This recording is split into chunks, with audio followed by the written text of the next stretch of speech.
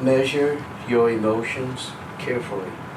Pretentiousness is always unpleasant, just as unjustifiable aloofness is to blame for many problems in social relationships. Pretentiousness is a behavior disorder, just as aloofness is a symptom of insecurity. Analyze yourself lovingly and sincerely, looking to overcome the fears and anxieties responsible for your behavior. A calm attitude is a sign of self-realization, which you will achieve only through prayer, patience, and meditation. In doing so, emotional control is feasible.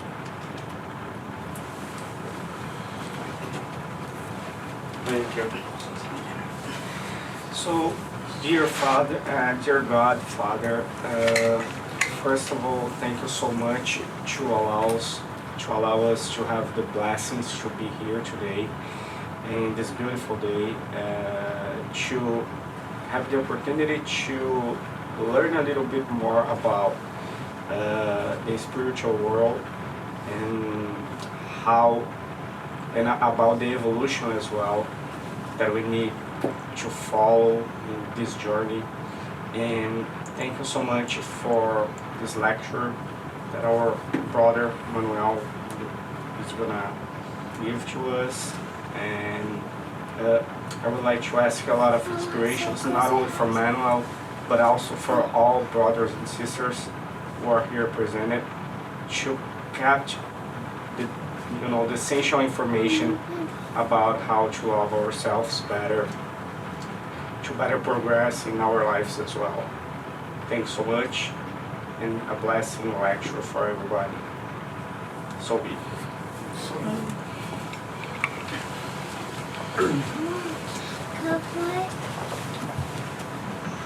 Well, today I think I don't need to say much. We have our dear brother and friend Manuel, who is going to do the presentation for us. And I don't want to take his time. I want him to be here. Manuel, it's all you. He knows I'm talking a lot.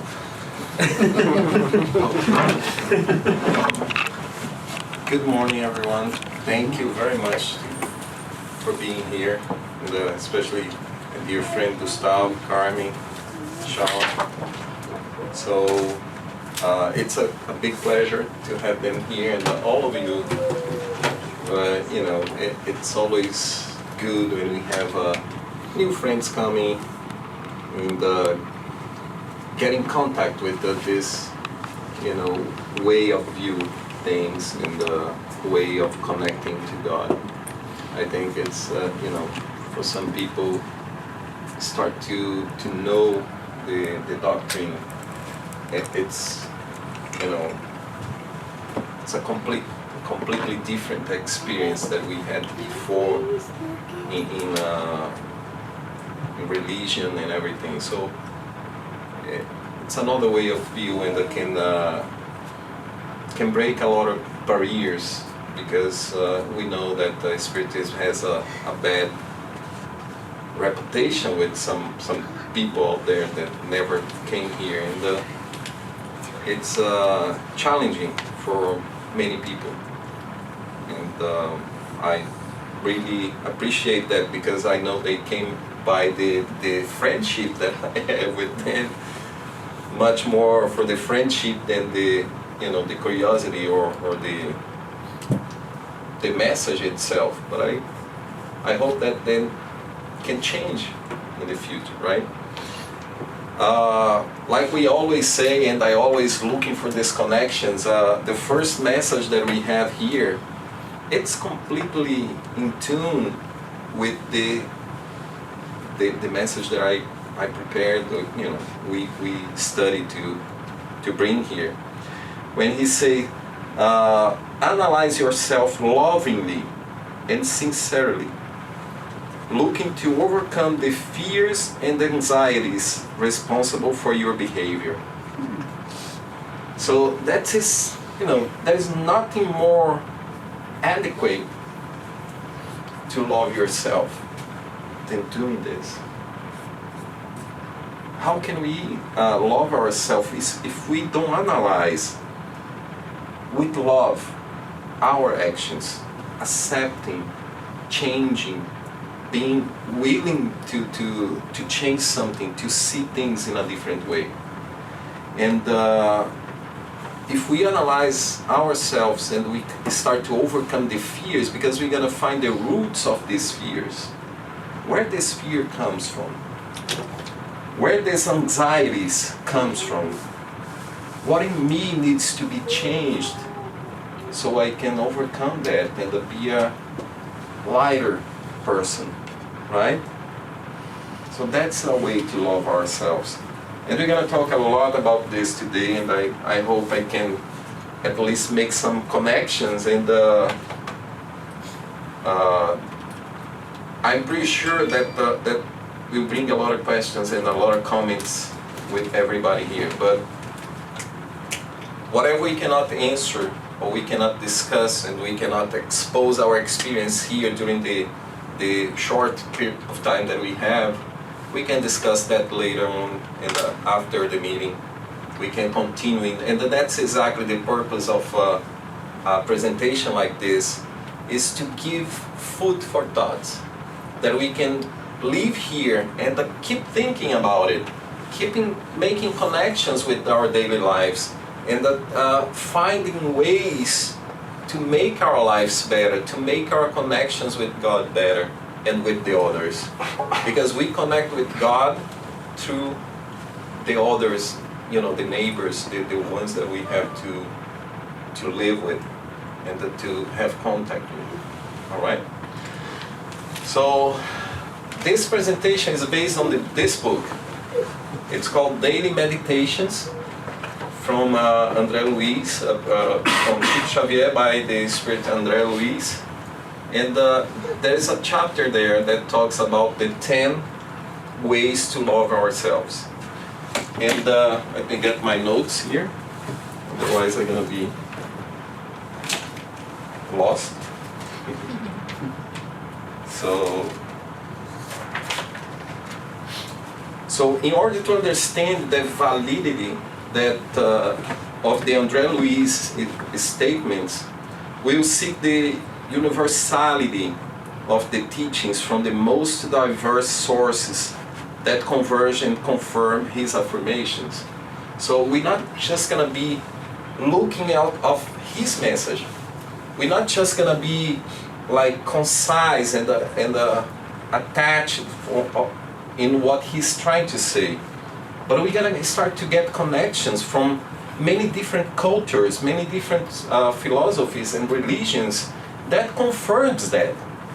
Because this is the base of Spiritism. It's rationalized. We need to find things that make sense. That we don't just have to believe because we have to believe. We have to believe because we understand that makes sense. There is a lot of people who talk about that before. So propagate the faith, enduring the setbacks of your own path with moral value and untiring strength, and whoever observes you will grow in optimism and confidence. That is a message of that chapter too. So to propagate the faith, to live the faith, we have to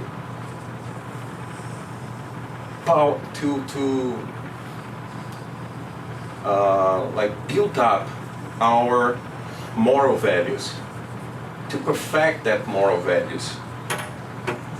And we need to do this to overcome the setbacks that we have in life. So if we don't work in ourselves, we cannot overcome the challenges and the situations and the conflicts that we inevitably will face. Okay? So based on that, why are we going to understand and why we have to talk about ways to love ourselves? It's because to love the others, like Jesus invited us to do, we have to learn how to love ourselves first. Because if you don't love yourself, how can you love the others? If you don't understand what is love, how can you love the others? Because he said, love yourself as you love your neighbors as you love yourself. Can somebody read that for me? The Matthew 22, 37 to 40.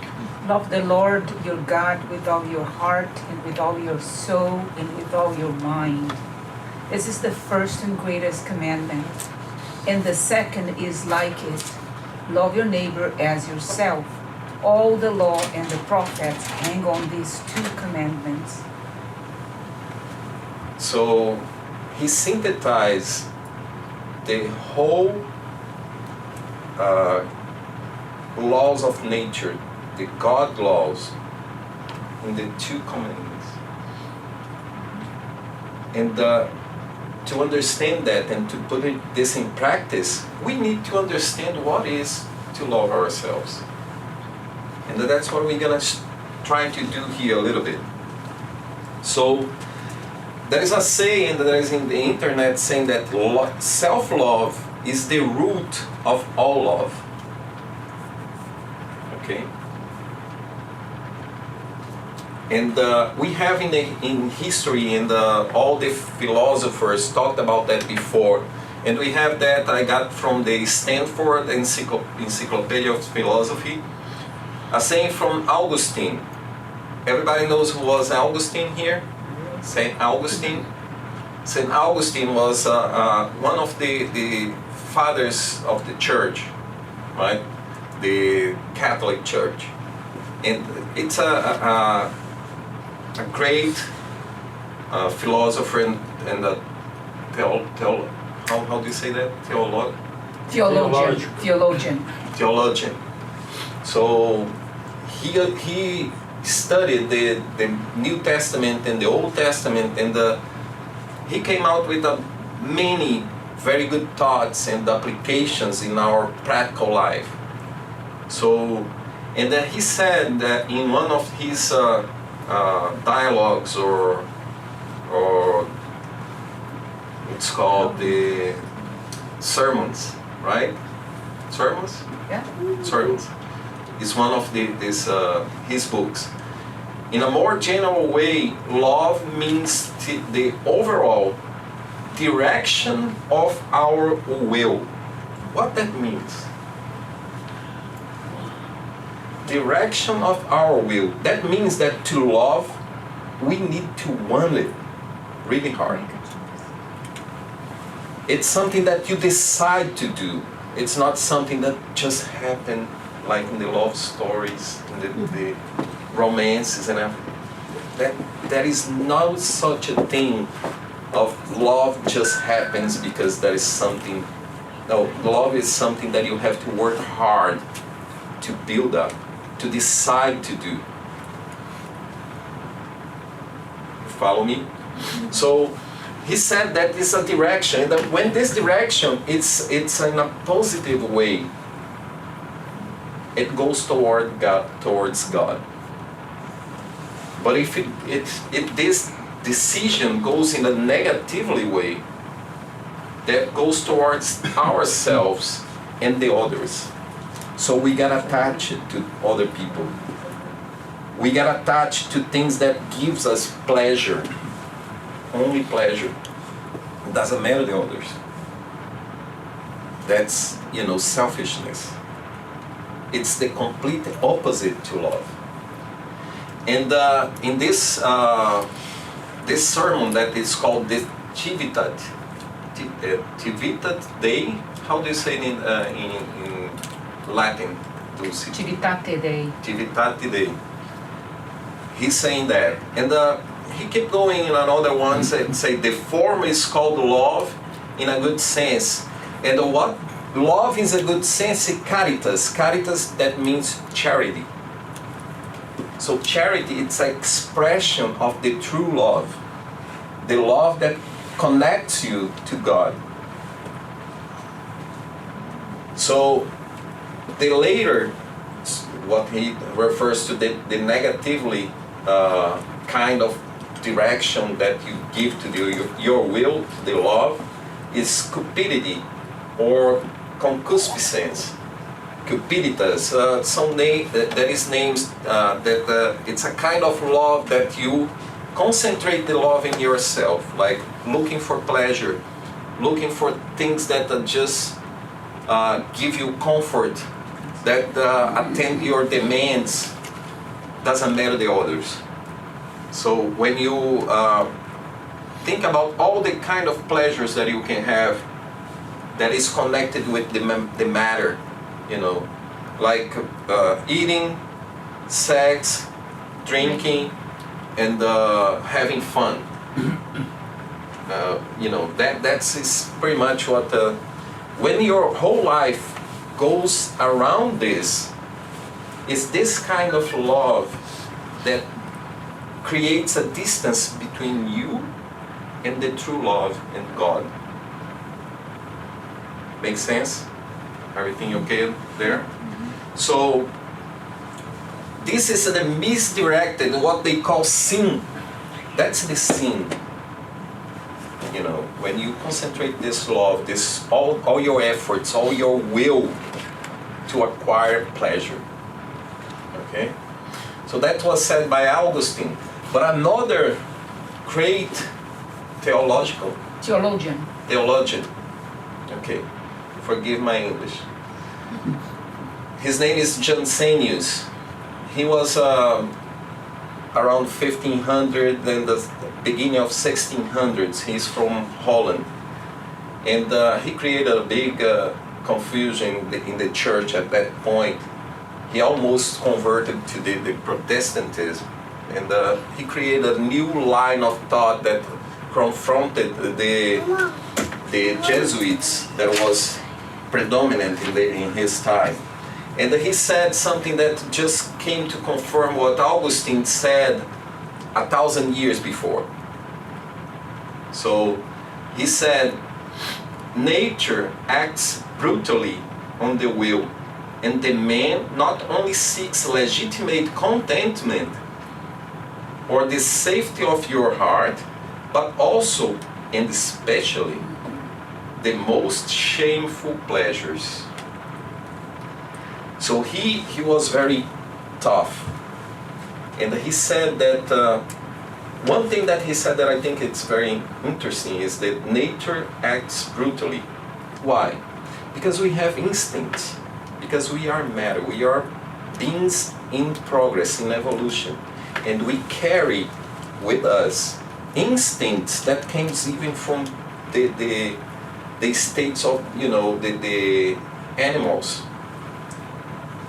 The instincts that is like just to, you know, to acquire pleasure. And he said that is very hard and that gives a lot of pressure on us to keep doing this. Because we are in matter, we are incarnated beings. And that this calls of the instincts is very hard to overcome. But in another way, he said, we just give away and we say, okay, I'm gonna just follow my instincts and say that is a very good thing. And we just end up looking for shameful pleasures, which deviates us from the values of the family, the charity, you know, the cooperation, because we are concentrating in ourselves. That's what he said.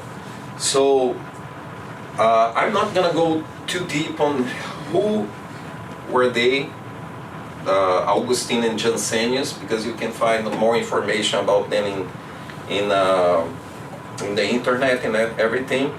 So Augustine, like Leon Denis, calls our attention to the will, the power of the will, the power of desire, and you know, says that to love is necessary to control, give direction to what Denis called one of the powers of the soul.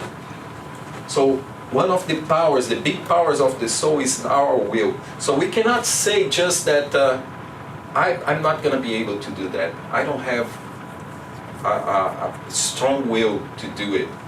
No. You can change that. The will and the power for your will, you can build this up. You can say, I will do it. I can do it. But you have to be conscious. Well, can I do it now? Or I can start the process that I can be able to do that in a certain amount of time. You have to be conscious, because otherwise you're going to create goals that cannot be achieved in the time that you wanted. So you need to create things that is possible to achieve. Okay? So, meaning that good things without direction will be harmful. One defect, and this idea is supported by many sages of humanity, that if you don't give direction to your will, if you don't I decided to do this, and I'm going in this direction. If I don't give the right direction, like Augustine said, in a positively way, if you go with the same strong will to the other way, you're going to create problems, you're going to create defects, you're going to create what the traditional religions called sins. And what is sins? Sins meaning in the root of the word that you missed the target. The word sins means that you missed the target. And whoever missed the target is not because it's bad. It's not because it's bad by nature, like we talked here before. It's because you just made a mistake. Because whoever is trying to hit a target, it's aiming to that target, right? So he's trying to make that right. Follow me? Everybody agrees? So if you miss, you committed a sin because you missed that target. So everybody can commit a sin. Everybody can make mistakes. Everybody can miss the target. But with this, his powers, his understanding of word before, he was trying to make that right. So there is no bad people by nature. It's bad people by ignorance. And everybody can correct that, giving the right directions to the will, to the power of the will. So many sages of humanity said the same thing, like Aristotle. He said, virtue is an intermediate point between two vices. This is called the theory of the golden mean. And he said, self-love, he said, no, that's not his. No, but this part, the red part is mine. I'm sorry, it's not Aristotle. So self-love is between vanity and the lack of self-esteem. So vanity is the opposite of, the true love. Excessive love. And lack of self-esteem, it's no love for yourself at all. So the self-love, the true self-love, it's find a place in between these 2 points. So in everything in life, we look for balance, for something in between 2 points, where you concentrate your direction, your will, your desire to acquire that balance. Everybody agree? Everybody with me? So like other examples, courage is a virtue, but if taken to excess, would manifest as recklessness. And in a deficiency, cowardice. Everybody agrees? So the Greeks believed that to be the 3 ingredients to beauty. Okay? Symmetry, proportion, and harmony. In Chinese philosophy, a similar concept, doctrine of the mean, what was propounded by Confucius. The Buddhists' philosophy likewise includes the concept of the middle way. Everybody heard about that middle way, right? Find the caminho do meio, the middle way for everything. Because you don't go to an extreme or the other extreme. The middle way is the right way. See what I'm saying? So all the concepts from all the cultures, from all the philosophies and religions direct us to the same spot, to the same path. So our Joana de Angelis, our benefactors, some here will never know, who don't know who she was. But she has a very good books about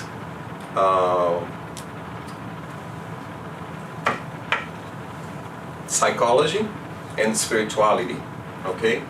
And she says in one of the books, from the exaggeration of the survival instinct, we just talked about that, selfishness is born. Self-love, antithesis. So it's the contrary of self-love. And to avoid the exaggeration, we will have to face a truth that Jung,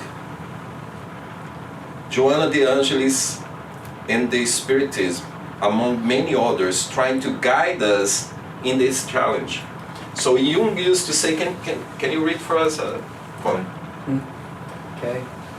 What if I should discover that the least among them all, the poorest of all the beggars, the most impudent of all the offenders, the very enemy himself, that these are within me, and that I myself stand in need of the aims of my own kindness, that I myself am the enemy who must be loved. So the enemy is inside of us. We are the ones that have bad inclinations, and by that we attract something to our lives. We attract experience. We make mistakes, and by that we create suffering. And if we learn that we have to correct ourselves, and everything starts from inside out and attracts the other things to us, and that we have to start to understand ourselves first, to find in ourselves the origin, right, of everything that we live, that we suffer, we can start to change that. Okay? So we need to start to love ourselves, but we don't know how to do that. We don't know yet. Now let's see the ways André Luiz recommends us to develop this ability to love ourselves. We're going to look about that. So before, let's make a comment here. Who looks outside dreams? That's a comment made by Jung too. So we always looking people around us to blame them for our suffering, to blame them for everything that we face in life. And in this moment we are dreaming. We are just in an unreal realm, because we are trying to find people that is responsible for what I'm living, what I'm facing in life. So when I awake, I start to do, well, that should be a reason inside of me that created that experience. And that in this moment we awake. Can I make a comment? Do we have time?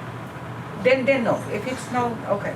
If it's quick, it's okay. No, I just wanted us one more time to think about the idea that if you think that you are, that humans in general are evil, are wicked, are born that way, you would have to think that God made a mistake. And how can God make a mistake if God is perfection? So if you think So all these concepts, all beginning from Aristotle all the way, it seems to be this perpetuation of this idea that by nature we are wicked.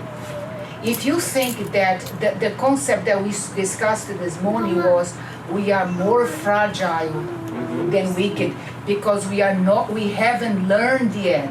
We Right. haven't hit the target, as you said, yet. It makes it more understandable for us. Right. Because we are just in a learning process. Correct. And, Otherwise, none of this makes any sense. Mhm. Because otherwise, I myself am the enemy who must be loved. Yeah, I understand that. Me and myself with all my defects, that's fair enough. And this concept that you just bringing up, where is this concept in? It's inside of all of us. Right. This concept of, the God's perfection and God's is love, and that He wants all of His creatures to achieve happiness, perfection. We have this inside of us. That's why we search for that so hard. But if you don't bring things from the unconscious to the conscious part of your mind, your brain, you cannot start to make right decisions. And that's what Jung said. Until you make the unconscious conscious, it will direct your life, and you will call it fate. And there is no fate. There is no fate. We make our fate. We make our path. We attract things that we need. So that I myself am the enemy who must be loved and who must be understood. So André Luiz gives us 10 ways to love ourselves, okay? And he says, discipline our own impulses. Discipline our own impulses. Work every day producing the best we can. So give your best to everything that you do. Don't stop work. And especially because we always work thinking, oh, I'm gonna retire and I'm not gonna do anything and I'm just gonna be at home. And when you get there, and if you do that, that's the way you're gonna die in misery. Or you just say, I don't feel like. I don't feel like. Yeah. So we have to be careful with that, because work, it's part of the life. The day we stop to work, we start to lower our brain activity, our body activity, everything. We're gonna be as a water in a pântano, Swamp. in a swamp. We will stagnate. We will putrefy, right? So we have to be working all the time. We have to be producing something. And the thing that gives, and we don't notice that it gives more pleasure to us, is to create something that is useful, that is good for somebody, not just for us. So follow the good advice we have give to others. So what that means, we are very good in give advices to everybody. But to apply in our lives, sometimes, or most of the time, we don't see it. Because we want to change the others. Because it's very hard and painful to change ourselves. So we want to change the world around us to accommodate, so we can keep in our comfort zone. So accept without revolt, criticism and disapproval. So it's in Brazil we have a saying now that aceita que dói menos.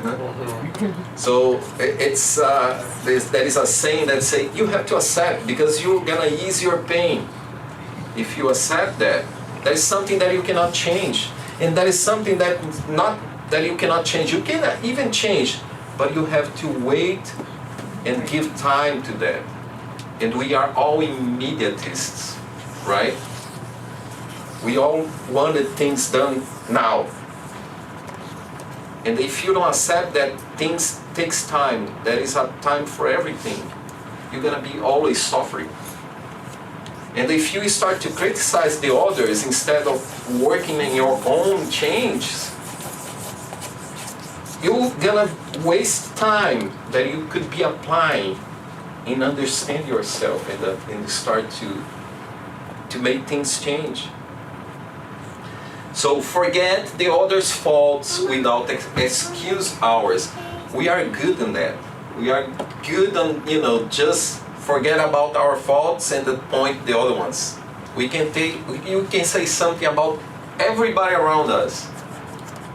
But when we ask, or somebody asks us, what do you think about yourself?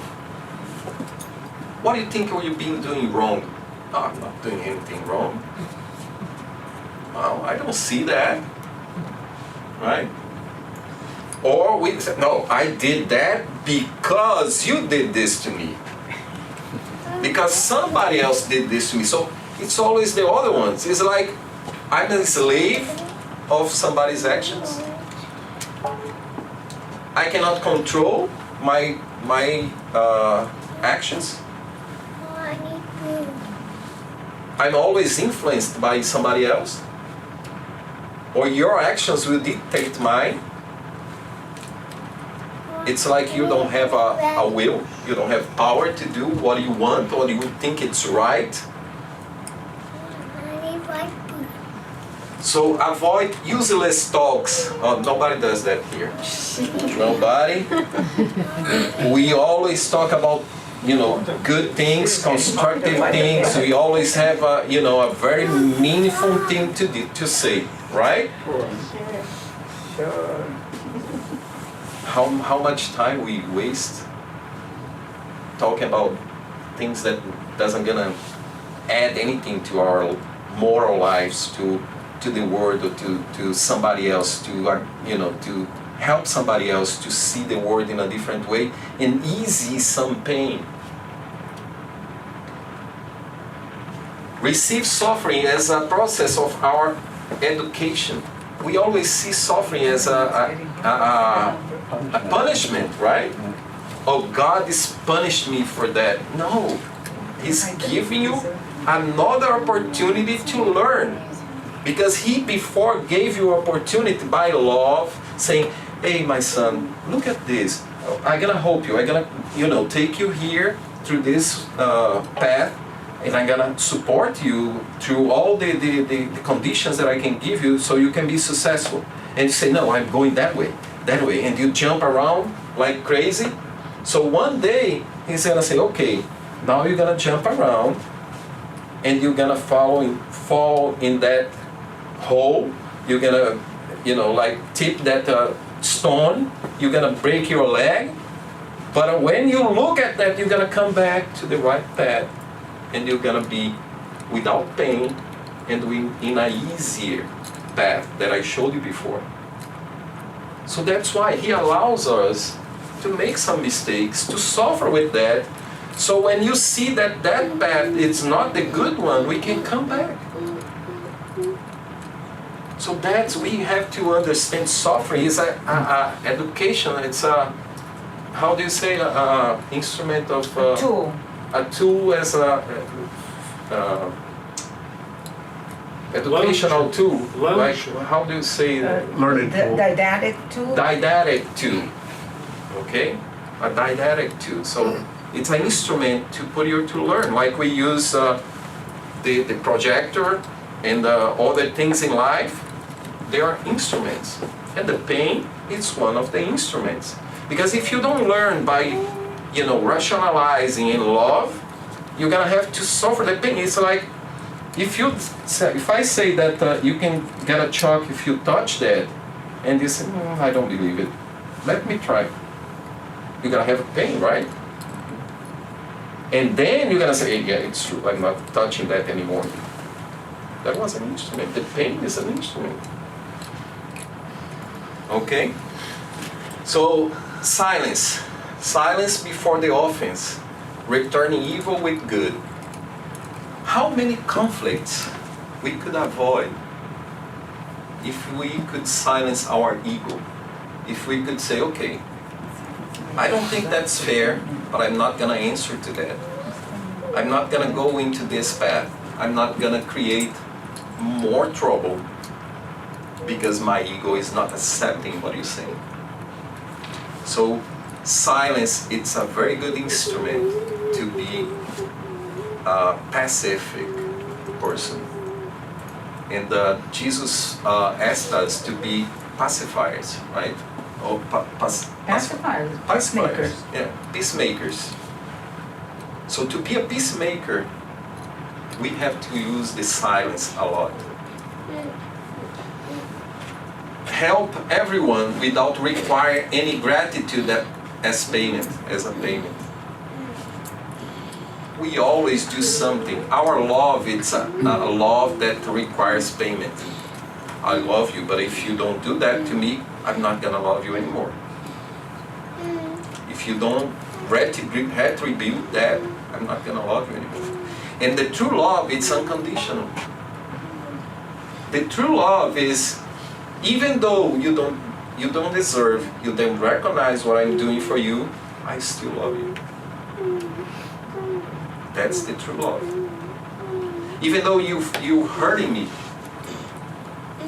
I still love you. I still want the best for you. I still here to help you if you need. That's the true love. So, and the 10th, it's repeat the edifying lessons as often as necessary to preserve and perfecting ourselves without losing heart. Losing heart is getting discouraged. And putting ourselves at the service of the Divine Master Jesus today and forever. So we need to understand that to change a habit, we need to repeat. And that's why we face situations in life that is so similar to ones that we faced before. But if we're facing again, it's because we are not able yet to change what needs to be changed in ourselves. And we have to repeat the lesson, repeat the exercise, repeat the situation until we can understand the lesson and change ourselves. Okay? So, that's what we have in the whole internet. The same concept is not a concept just from Spiritism or any other religion. It's a common sense, a common lesson that we have there. They say think, have an idea, try, do again and again, keep on going until you achieve the success. And the success in this point is changing ourselves. So the Buddhism says something similar. Set your heart on doing good. Do it over and over again, and you will be filled with joy. So there is many lessons all over the world that just affirmates and confirms everything that we learn in Spiritism too. Spiritism is not creating anything new. It's just collecting the good lessons and looking at the gospel, the Jesus life that reflects all these good lessons that we have, and we try to follow and understand why he said that, how he did that, and what's the application in our daily lives, and understand that we are able to replicate that things. Okay? So, based on that, why we do not love ourselves? Everybody has an idea that somebody knows that? No? Oh, there's some sayings around, like this one here. We look at ourselves, but we don't know exactly what we're looking at. And we are only falsehood, duplicity, contradiction, we both conceal and disguise ourselves from ourselves. That was Blaise Pascal, a great philosopher too. And he said that. So it's because it's very hard to face ourselves. It's very hard to identify and recognize that we are wrong, that we've been doing things wrong. Because in this moment, we think that we're gonna be below the other people around us. Because we forget that everybody faces the same thing. Everybody goes through the same challenges. Everybody has their dark side. Everybody needs to change something. At the moment that we recognize that, we're not going to be ashamed to demonstrate any weaknesses, any failure, because we know everybody faces the same thing. So, but this disguise, according to Pascal, this disguise stays on surface, just outside. And we concentrate our attention on this mask, you know. So we just look at our face, our external part, what we do, how we do. But our subconscious accuses and charges us, preventing us to truly love ourselves. So at the same time that we don't want to go deeper, we have something just cobrando. How do you say that? Charging us, like you have to do, you have to look deeper, you have to change, you have that on your subconscious trying to invite you to do this transformation. And you know, that makes you think that you're not worthy, and it prevents you to truly love yourself, and you start some path of self-destruction, things that will hurt you in the future, that will bring you suffer. So, what do we need to do to overcome this? Lucy. Is that a rhetorical question? No? Is that a question? That way, I'm gonna just commit suicide. I just can't handle it. Right. Because I'm gonna be looking at myself and looking all the defects that I already know I have. The sense that you are an apprentice. Mm-hmm. You never, if you have an apprentice in your office or in your business, you will expect that apprentice will be perfect. You know the person is going to make mistakes, that he is in process of learning. So if you see yourself as an apprentice of Jesus, the burden is out of your shoulder, and you're not going to give up on yourself in changing. Right. Because I never make this stuff right anyways. How many people are committing suicide? Right. They just can't handle themselves. Well, to do that, you have to start somewhere. It is in knowing yourself. We have a question in the Spirit's books that Allan Kardec asked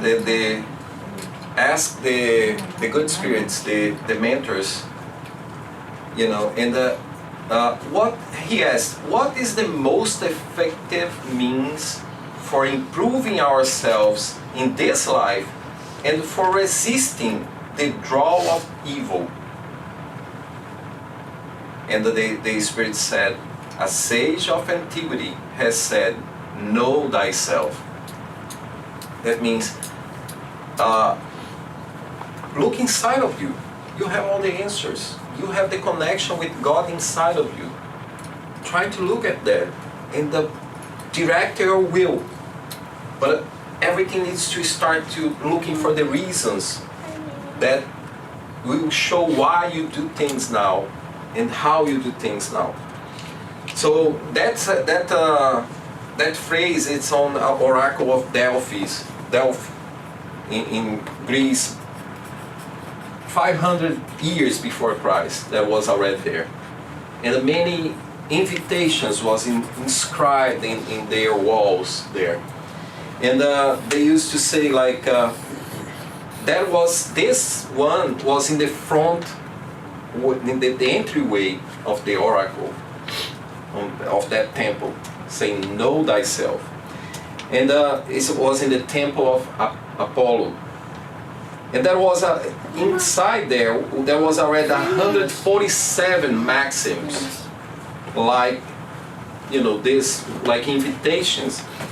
And then there was pursue honor, long for wisdom, look for wisdom, long for wisdom, desire the wisdom, praise the good, find fault with no one, praise virtue, practice what is just, be kind to friends. That was some of the inscriptions that they had there. So we can tell that because it's too, behind Jesus, and Jesus was just saying, listen, I sent this information before, but I came here to live like that, to show you that it's possible, to show that we can do it. And everything needs to start in knowing yourself. So we had, many other sages saying the same thing. And this one, Michel de Montaigne, he said, without self-knowledge, without understanding the working and the functions of his machine, the body, the body and the spirit and soul all together, man cannot be free. He cannot govern himself, and he will always remain as a slave. A slave of the culture, a slave of the society, a slave of the pleasures and the body pleasures. But one day you don't have the body, so where are you gonna find pleasure? The day you don't have the body, where do you gonna find pleasure? The pleasure is in the realizations, the acquirements of the soul, the spirit. Is what you do good for others. Is what you build inside of you, the virtues that you can build inside of you. That will give you pleasure forever. Even though you don't have the body, you don't have the health to fulfill the mundane pleasures, but you're still gonna have pleasure. That's the direction that you give to your will. So, knowledge of himself allows to best know human nature in general. We are slaves of the distorted notions of love planted in our brains by our egos and nowadays materialism. So there is a few basic things that we need to do to love ourselves. First is know ourselves. Accept who we are, forgive ourselves, educate ourselves, and control ourselves. That's things that we've been talking in the past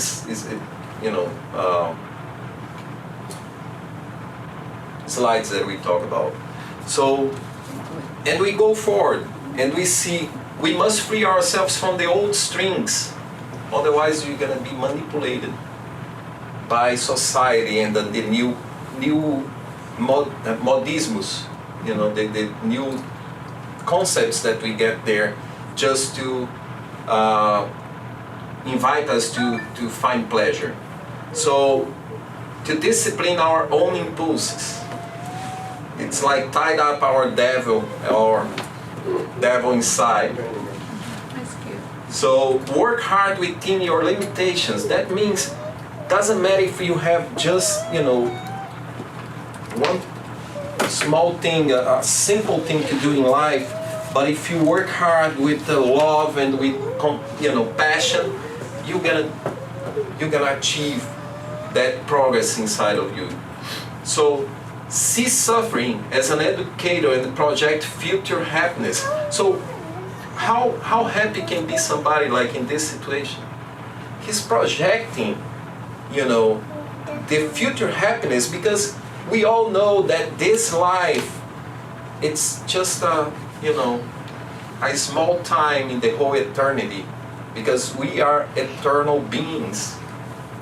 We are like spirits that will live forever, and God will not give us the eternal suffering as a punishment for anything. Otherwise, he would not be a loving Father, a loving God. He will always give us ways to find happiness, to find the perfection. And that is his goal in his creation. Because if we fail that, he's not a perfect Father. He's not a good Father. And Jesus said, no lamb will be lost in my how do you say it? Flock. Flock? No, Flock. It's flock. flock. I think flock is for birds. Herd. Well, so what he's saying that nobody will be lost. All his creatures, all his lambs will be with him someday. One's gonna get there first, others later, but he's not gonna lost anybody. Meditate about that. Try to find in yourself, inside yourself, find peace. Look for the answers, and you're gonna achieve something. And the gospel according to Spiritism, there is a message from Lazarus that was given in Paris, 1862, that said, each one must conquer their instincts to the benefit of their sentiments. That is to say, this can be perfected by suffocating all material tendencies. So, basically, what we are moved by instincts, but we have to perfect that instincts and transform them in sentiments. Love is a sentiment, and is a deeper sentiment that can be perfected every day by finding that love is something that doesn't, like Paul said in the letter to Corinthians, love, it's all given. Love doesn't, it's not proud, it's not violent. So there is so many things, some characteristics of love, and we gotta be paying attention of each one of them to improve them in ourselves. So love is a sentiment that we decide to develop.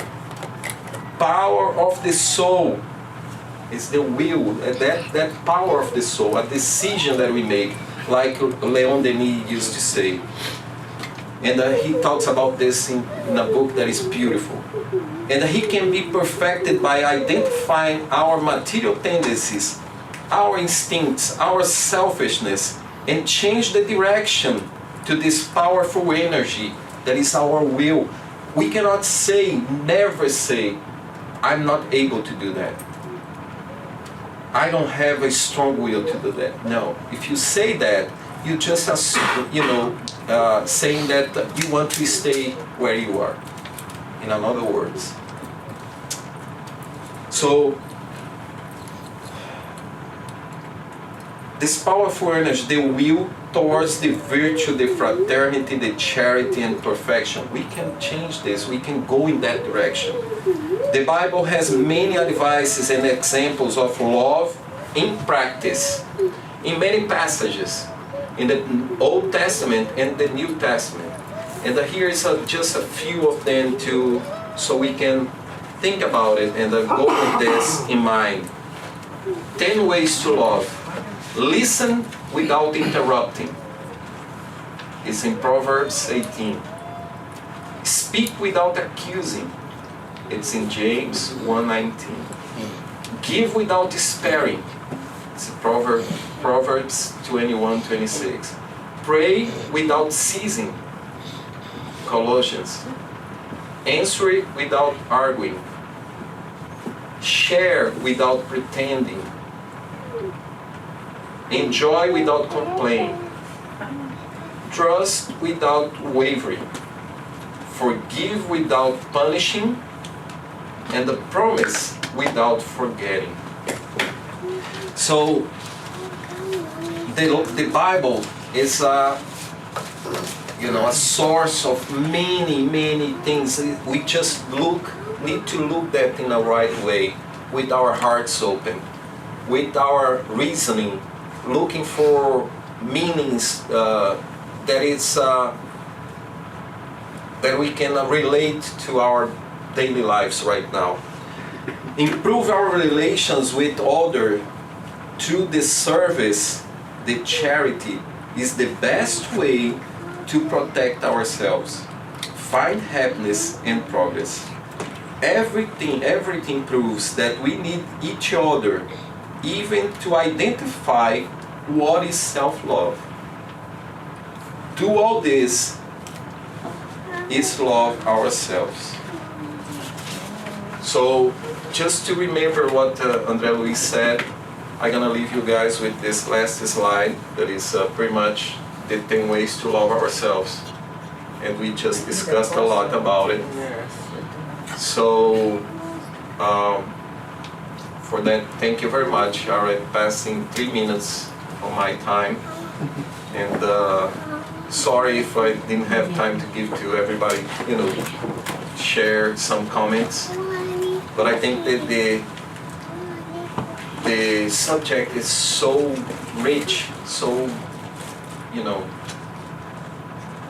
intense that I think we're gonna have a lot to think about the whole week and trying to apply in our lives. Thank you very much. Thank you. I would like to invite all of us to do the final prayer. So, Okay, Mama, let's go.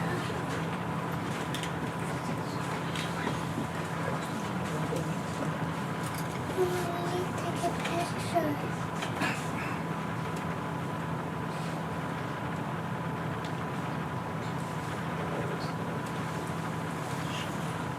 so let's take a deep breath. Try to relax. Let's think about our Master Jesus here in front of us, Mama, Mama. with his arms open. His beautiful and sweet smile. Let's feel the comfort of his hands saying that everything will pass. That we all gonna be with him someday.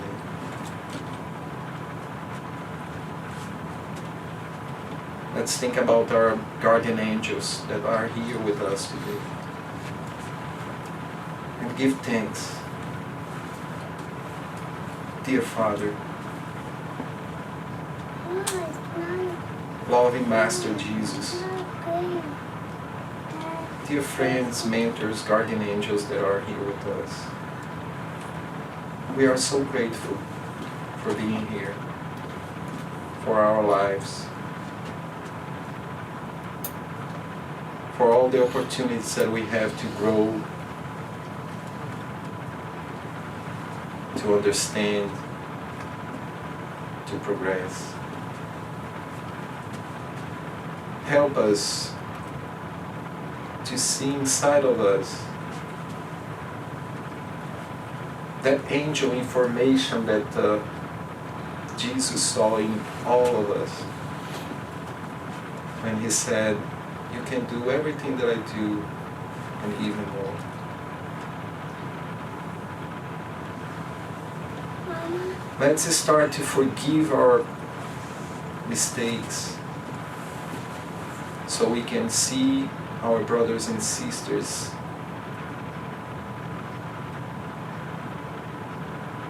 as like us, able to progress, to change, to be better persons in human beings. Let's find in each other the examples and the strength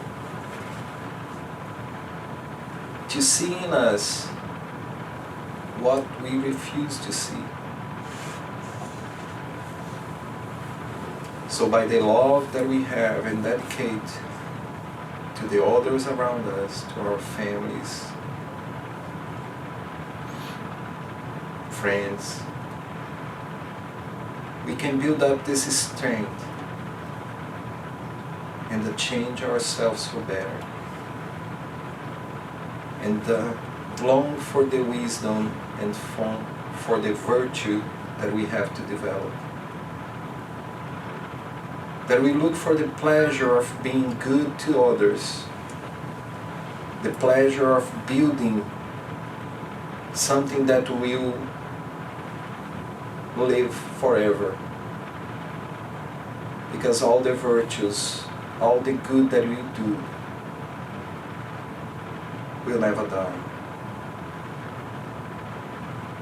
Dear Lord, give us the strength and keep in our memories all the lessons that we received through life and through the friends in this path, so we can overcome all the trials. Help us to forgive everything, because the pain, the suffering that we have for resentments, or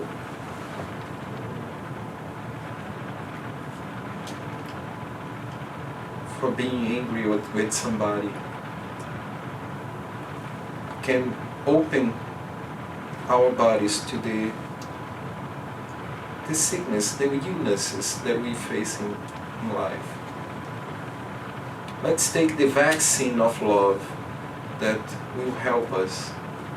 The true love will prevent us to get a lot of suffering, a lot of sicknesses that we have here. Help all the people that is suffering right now with these viruses. And let's learn with that fraternity. Learn how to be an instrument of your love, dear God. With that, we are now receiving from our guardian angels the energy that will help us to heal our bodies and our souls.